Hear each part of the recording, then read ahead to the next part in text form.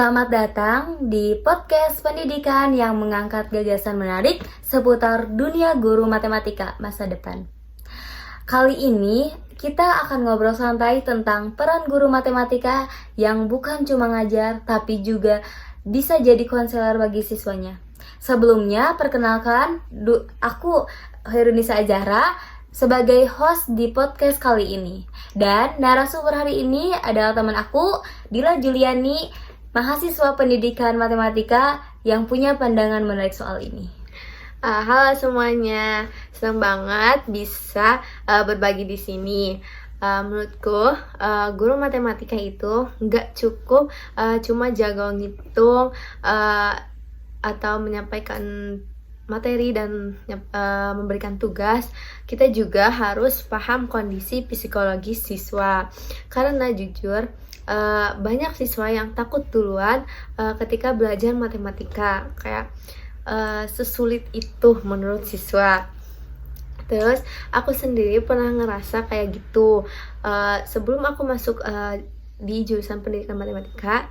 Dulu tuh pas kelas 7 aku tuh nggak suka matematika teh. Karena gitu. Terus karena gurunya mungkin karena faktor guru yang pertama ya. Karena gurunya tuh ketika ngajar tuh emang membuat aku tuh nggak paham, akunya tuh nggak paham gitu. Terus ketika pas kelas 8 naik kelas tuh kan ganti guru.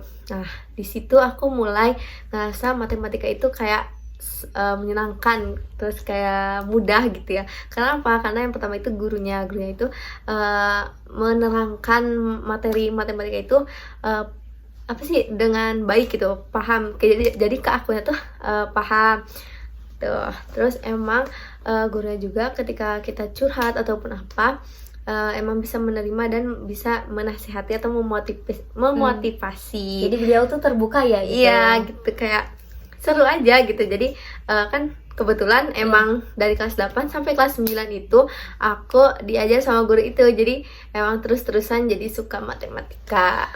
Wah, keren banget, menarik ya. Kalau kita bisa lihat kelas bukan cuma sebagai tempat ngajar, tapi juga tempat aman bagi siswanya.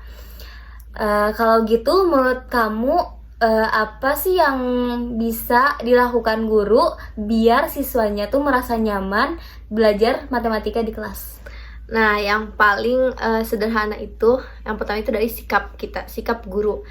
Misalnya kita sebagai guru, sikap kita itu harus menciptakan dengan baik gitu. Kayak misalnya pas pertama kita masuk ke kelas untuk menerangkan materi matematika, kita diawali itu dengan sapaan yang ramah, memberikan waktu siswa bertanya apa yang belum paham dari materi yang sebelumnya atau materi yang sudah mereka pelajari gitu.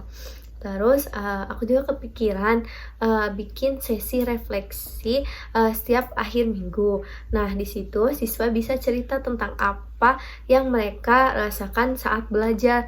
Bukan cuma soal mana yang sulit, bukan cuma mengerjakan soal mana yang sulit, tapi juga yang bikin mereka semangat untuk belajar matematika.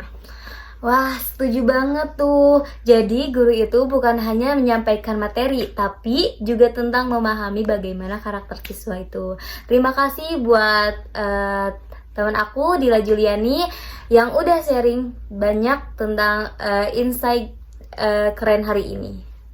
Sama-sama, semoga obrolan ini bisa menjadi motivasi atau semangat kalian untuk belajar matematika.